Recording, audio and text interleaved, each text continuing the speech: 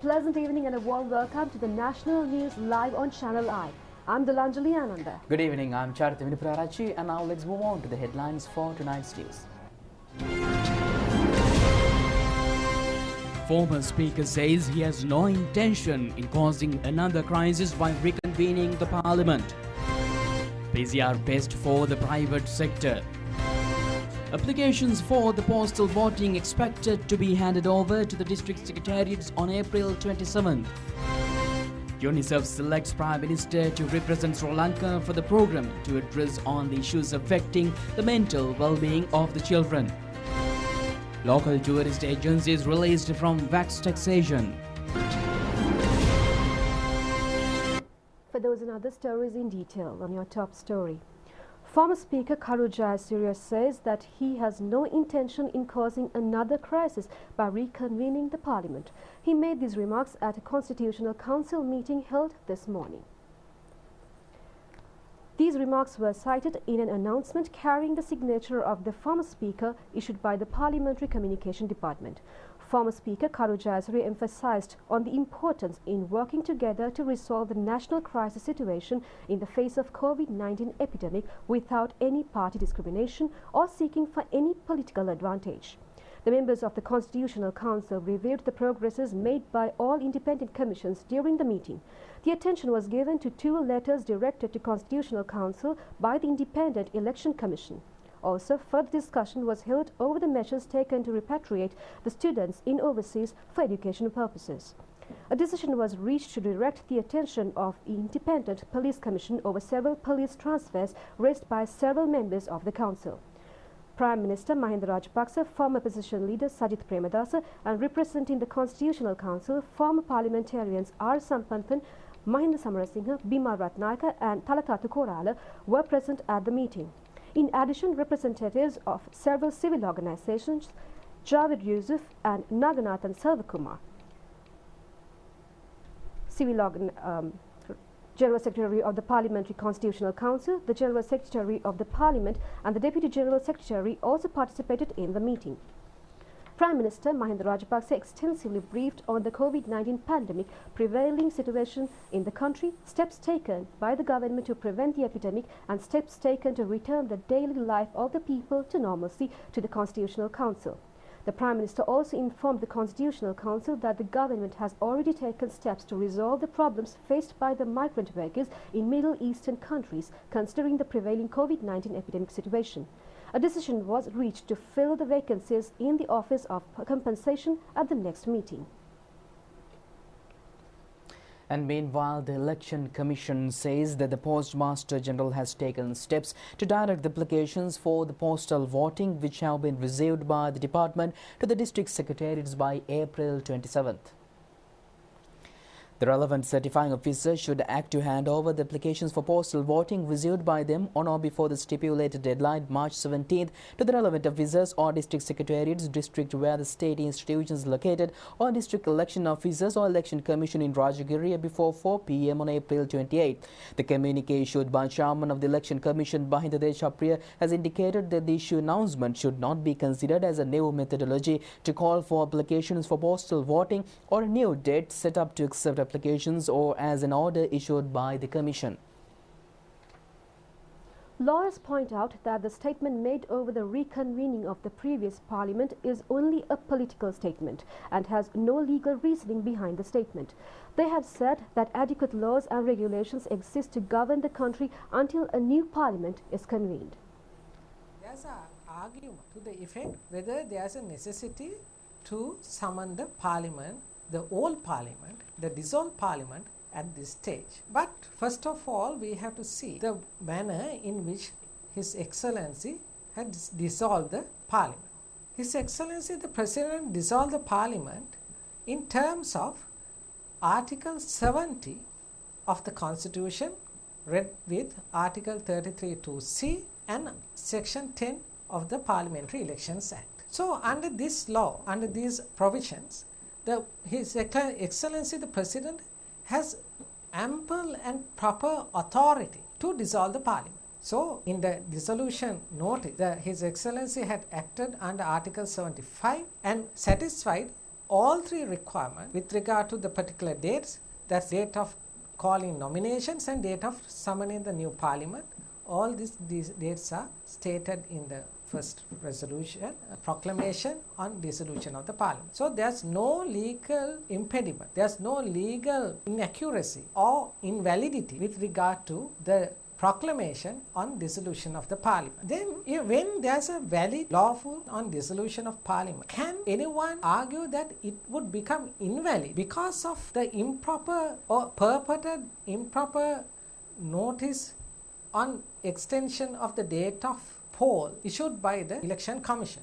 Supposing if one argue the date fixed as 20th of June as a new date of poll by the election commission is not valid for some reason, that per se, that is not a reason. On that ground itself, the valid proclamation issued by the president will not become nullified. It has been various persons have expressed a view that in view of the fact that the date on which the general election is scheduled to be held, that is on the 20th of June 2020, is a date beyond 3 months from the date of the proclamation issued by the president dissolving parliament, that the proclamation is null and void and the parliament springs back to life. I state that the said argument is a totally baseless argument. With regard to the reconvening of parliament, it is the sole and absolute discretion of the president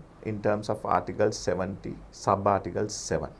At this stage, one must remember that the parliament that was dissolved is in no manner reflective of the will of the people that was expressed on the 19th of November 2016. Further, there is sufficient laws already enacted in this country to carry on with the challenges posed by the COVID-19 pandemic and also to take forward this country.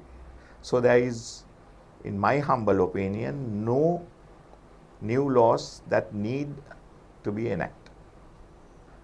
In the circumstances, I am of the view that the question of reconvening of parliament should not arise. UNICEF has decided to select Prime Minister Mahinda Rajapaksa for a program to address the issue affecting the mental well-being of children. Accordingly, any child under the age of 18 could present their issues in a 10-second video to Prime Minister. United Nations Children Fund, also known as UNICEF, has directed a special attention on this issue pertaining to the children amid the present crisis situation. Accordingly, the program was initiated with the aim to provide support for the issue of the children. The recorded video can be directed as a Facebook message to the official Facebook page of Prime Minister.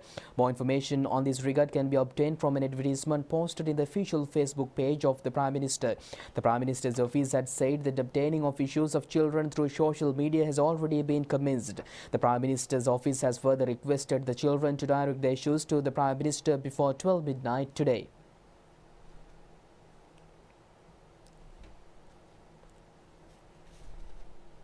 Meanwhile, a discussion between the Ministers of Cultural Affairs of member nations of UNESCO was held in online platform to prevent the adverse effect of the cultural fields due to the COVID-19 calamity. The aim of the discussion was to exchange ideas on the strategies utilized to limit the effects of the COVID-19 virus towards the fields related to cultures. The measures expected to be taken on regional levels were also discussed to rebuild the fields on culture.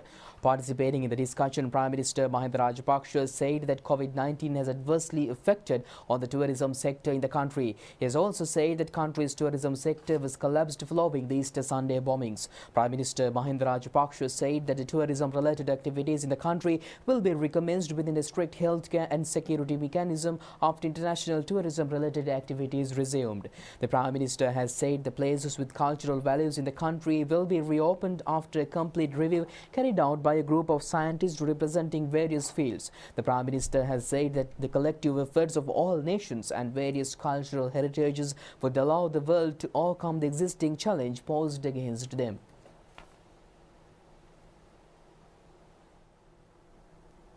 Ministry of Health has reached a decision today to extend assistance to private hospitals for the PCR tests carried out on daily basis.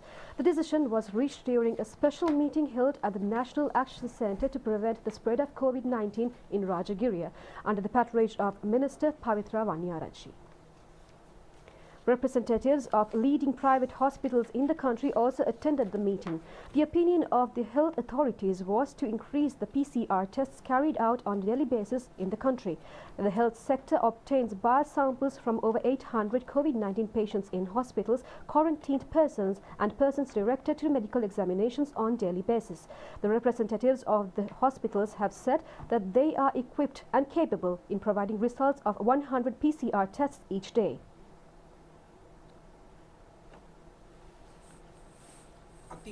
Minister Pavitra Vanniyarachchi said that the Health Ministry has taken steps to on the expansion of PCR tests carried out in the country under the instructions of the President.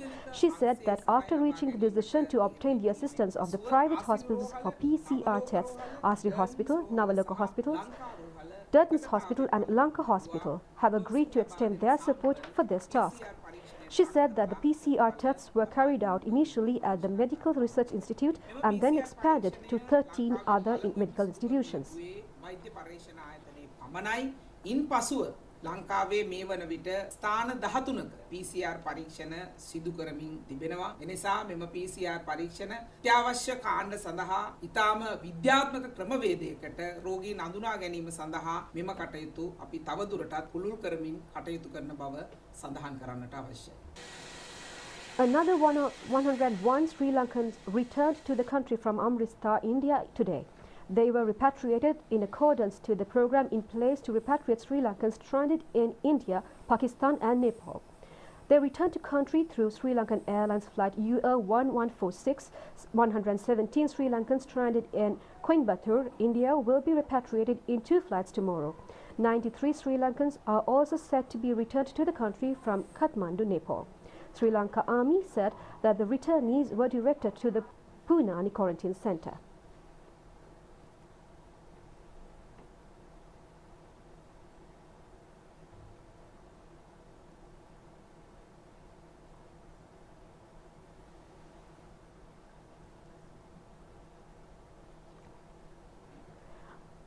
Movement in 12 villages in Lankapura division in Polonnaruwa has been temporarily suspended. Accordingly, Abeyapura, Somapura, Patunagama, Pulastigama, Kagulugama, Raifapura, Al-Hilalpura, Tambalal, Lankapura, Veerapura, Baudardagama and Sangabodhigama have been declared as isolated areas. The areas have been isolated with the identification of a COVID-19 patient who is a 32-year-old naval officer in Pumadi village in Abeyapura. Sri Lanka Army Commander Lieutenant General Shavindra Silva said that Sri Lanka government expects to bring back students in countries in SAARC region within the next couple of days.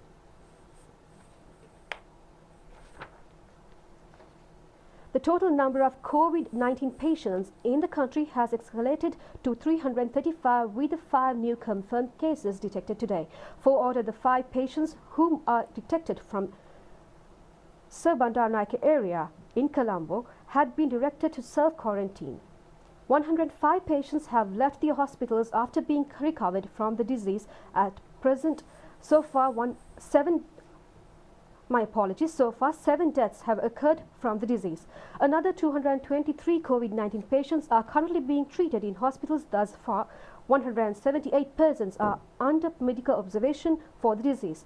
Most number of patients has recorded from Colombo, Kalutara, Putlam, Gampaha and Jaffna districts.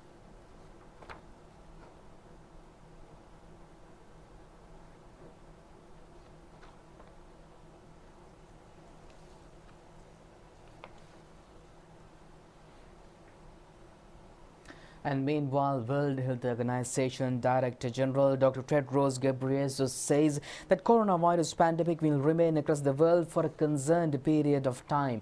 Over 2.6 million confirmed COVID-19 cases have been recorded across the world, with the global death toll has risen to 185,192 as of today. According to data from the WHO, more than 80,000 new cases were reported globally within the past 24 hours. Speaking at a virtual press conference from Geneva, the WHO Director General said that most of the epidemics in Western Europe appear to be stable or declining, but he warned of worrying upward trends in Africa, Central and South America and Eastern Europe. COVID-19 has spread across the globe, is confirmed to have infected 2,656,671 people, and while some countries are still experiencing the early phase of transmission, while countries which have potentially made a progress in battling the pandemic may expect a resurgence. Accordingly to WHO data, most countries remain unprepared to effectively fight the virus. According to their figures, 78% of countries had a preparedness plan in place of 76% had surveillance systems to track cases. World Health Organization officials warned that countries will need to continue to grapple with a new normal to fight the virus and to guard against complacency. The United States reported 849,092 cases, 4 times the total. Spain, which stood at 213,024. Italy, France, Germany and the United Kingdom have all reported over 100,000 cases. The US also recorded the highest death toll at 47,681. Countries with more than 10,000 fatalities also include Spain, Italy, France and the United Kingdom. The coronavirus pandemic has claimed 25,085 lives in Italy, bringing the total number of active infections, fatalities and recoveries so far to 187,327. A total of 2,943 additional recoveries were registered yesterday, bringing the total to 54,543, the biggest daily recoveries recorded so far. Spain reported 4,635 new COVID-19 cases and 440 new deaths from the virus in the past 24 hours, both up and bringing the death toll across the country to 222,157 rather. So far, Spain has confirmed 213,024 coronavirus cases. India has recorded over 1,000 new positive cases across the country, making the number of deaths to 681 and total cases to 21,797. So far, 4,258 people have been discharged from hospitals after showing improvement. South Korea reported 8 more cases of the COVID-19, raising the total number of infections to 10,702. The daily case load, however, around 10 for the 6th straight day. 2 more deaths were confirmed, lifting the death toll to 240. A total of 134 more patients were discharged from quarantine after making full recovery, pulling up the combined number to 8,411. The total recovery rate was 78.6%.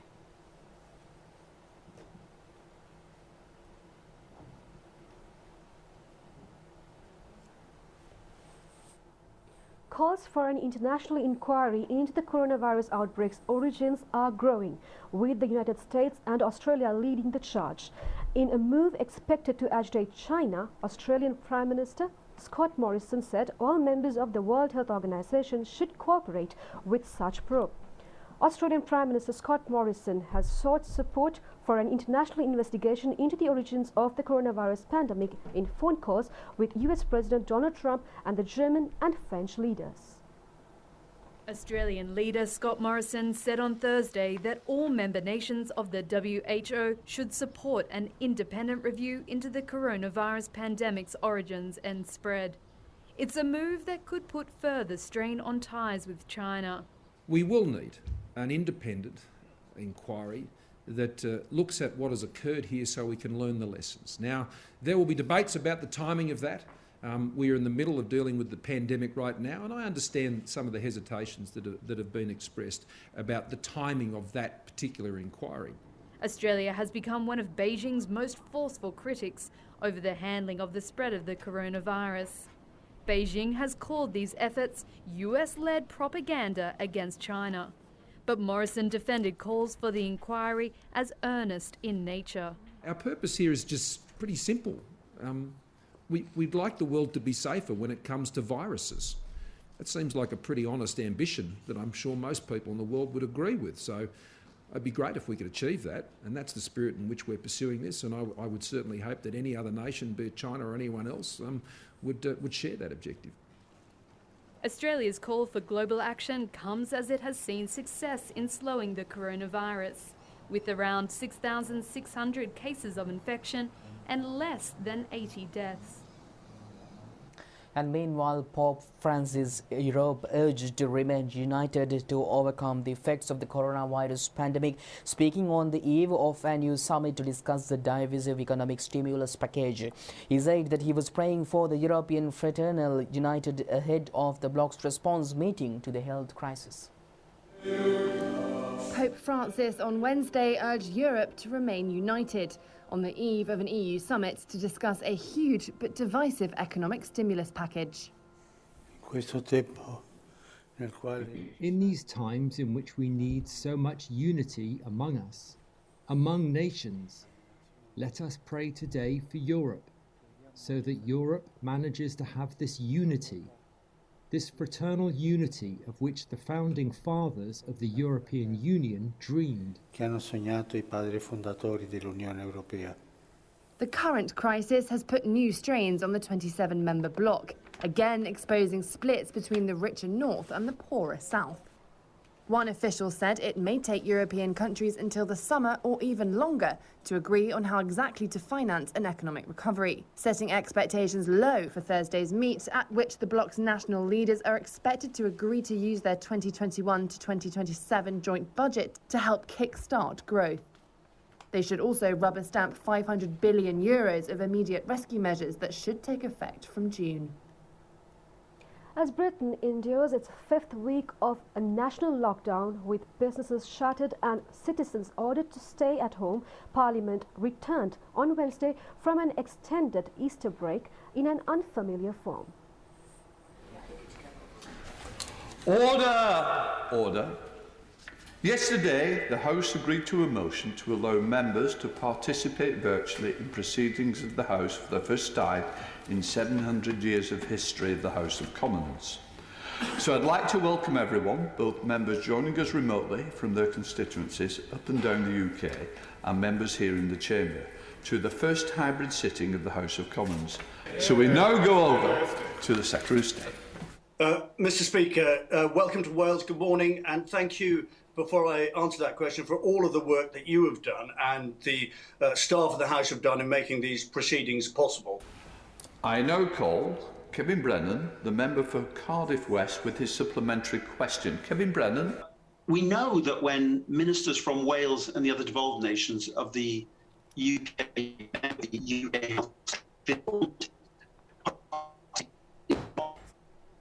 I hope the Secretary of State can make the most of that question. The line did go down. Secretary of State. Mr Speaker, thank you. I don't know if I caught any more. From UK to Russia, coronavirus. Dozens of Russian communities defeated Moscow coronavirus lockdown yesterday by marching across the Red Square to lay flowers outside Vladimir Lenin's tomb to mark 150 years since the birth of the Bolshevik leader. Dozens of Russian communists defied Moscow's social distancing measures on Wednesday by marching across Red Square to lay flowers outside Vladimir Lenin's tomb. The ritual marked 150 years since the birth of the Bolshevik leader and was led by the head of Russia's Communist Party during Moscow's fourth week of lockdown. Under Lenin's rule, the best institutions were founded. Now they help us fight all sorts of diseases. The Soviets defeated plague and cholera. When Moscow was hit with black smallpox in 1959, think about it. Moscow overcame it in 21 days without any lockdowns and panic, and vaccinated 6.1 million people in 2 weeks in Moscow alone. And now they cannot even produce enough masks in 3 months. Some Russian regions have experienced shortages of protective gear for medical workers, but the country has still exported equipment to countries including the US, Italy and Serbia. Muscovites are only allowed outside to buy food or medicine nearby, receive urgent medical treatment, walk the dog or take out the trash. But a policeman guarding Red Square told Reuters the communists had received special permission to stage the event. The Moscow police and the mayor's office did not immediately respond to requests for comment. Blue skies displacing the smog over mega cities are one silver lining as lockdowns send economies into tailspin. On Earth Day, many are wondering if they can last after the crisis is over. Blue skies over Beijing. a rare sight until lockdowns stopped people driving and closed polluting factories. As the 50th Earth Day is marked around the world on Wednesday, air quality in China has improved dramatically in the first quarter of this year. But some in these smog-prone cities fear it'll be fleeting. In the second half of the year, when the epidemic eases, the weather will slowly be worse after factories reopen.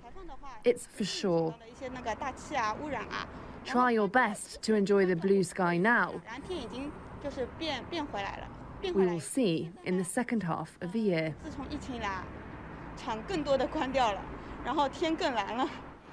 Here in Shanghai, emissions have fallen by nearly 20%, with similar or even higher readings in other big cities.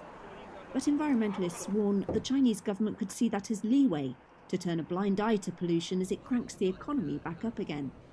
That's a fear echoed across the globe.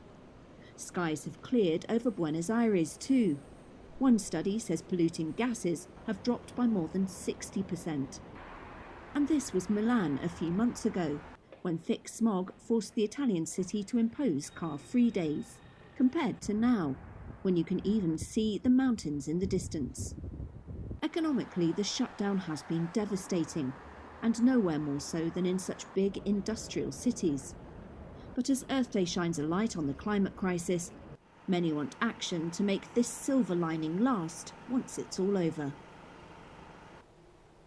On to more local stories, the balance of the COVID-19 Healthcare and Social Security Fund has now escalated to 848 million rupees. Many corporate and individual donations were made to the fund today as well.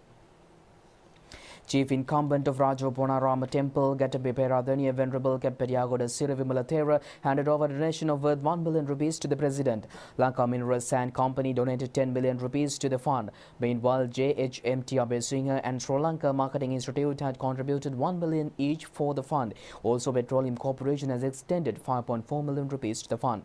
Donation worth 6.2 million rupees has been made to the fund by the Ceylon Petroleum Storage Terminal Limited, while Ceylon Industrial Development Board has contributed 500,000 rupees to the fund. All donations will be credited to the special account open under the number 85737373 at the corporate branch of the Bank of Ceylon. Further details can be obtained from Director General Administration of the Presidential Secretariat, K.D. Godavatta, through the telephone numbers 0112 354479 or 0112 354354. The police said that although they have requested the public to adhere to the curfew rules, more than 36,000 persons have neglected the orders. More than 9,000 vehicles have also been taken into custody of the police thus far. The curfew in remaining districts except the high-risk zones was lifted at 5 a.m. today.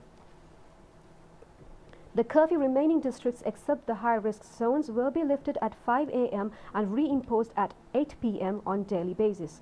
This process will be concluded tomorrow. The curfew will be imposed throughout April 25th and 26th in the remaining districts. The districts of Colombo, Gampaha, Kalutara, Putlam, Kandy and Jaffna have identified as high-risk zones. The curfew in these districts will be in effect until 5 a.m. on next Monday. Movement between these districts is completely prohibited. 107 persons have been taken into custody within the past 24 hours for violating curfew laws, while 31 vehicles were taken into custody.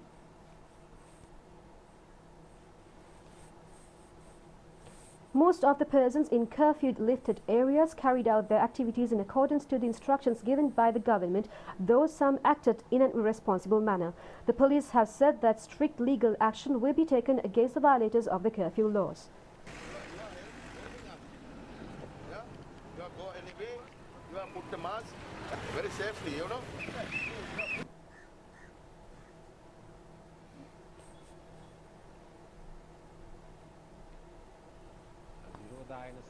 DIG Ajit Rohan has said that the Director General of Health Services has empowered the acting IGP under the Quarantine and Prevention of Disease Act.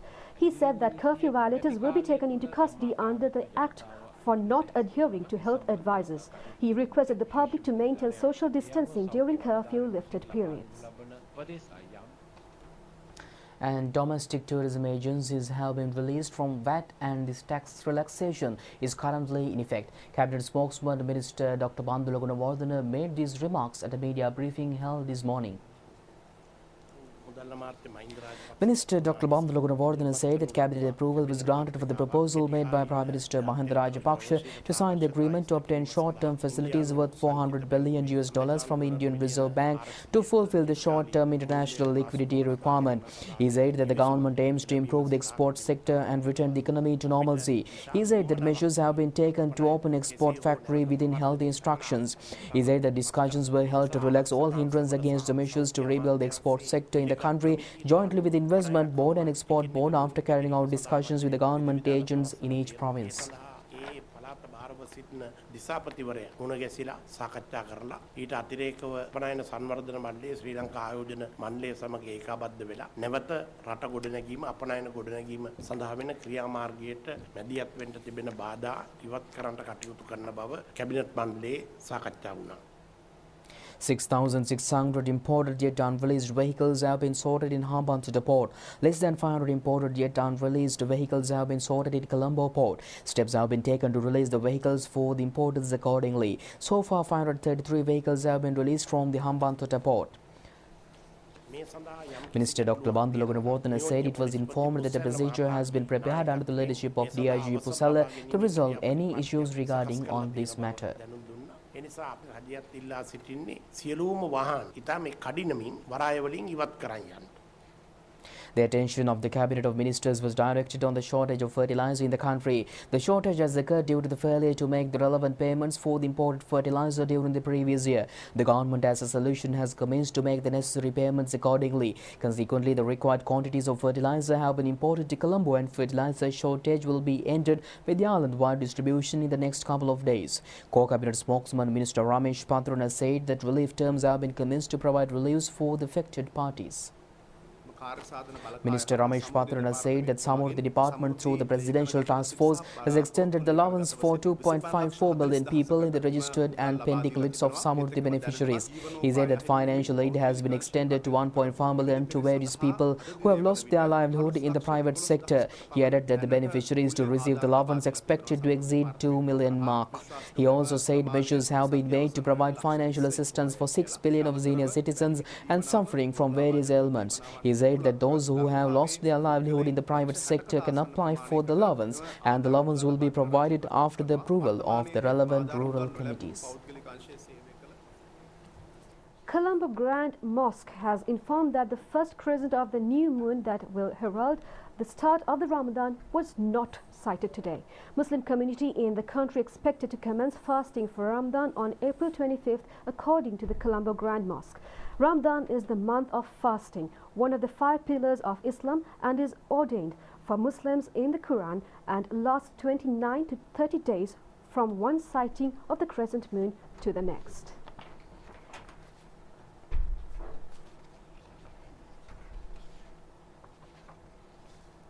Minister Dr. Bandula Gunawardena says that President Gotabaya Rajapaksa has informed the Cabinet of Ministers that the dissolved Parliament will not be reconvened under any circumstances.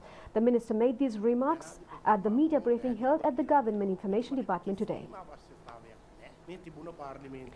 Minister Dr. Bandula Gunawardena said that the President that he has no intention to reconvene the dissolved Parliament under any circumstances and no one can force him to make such decision. He said that the dissolved Parliament cannot be reconvened by any entity. He said that legal specialists in the country have informed the President that a new Parliament can be convened under the Constitution. And with that, we conclude tonight's news. Do it just tomorrow at the very same time. Stay safe. Good night. Good night.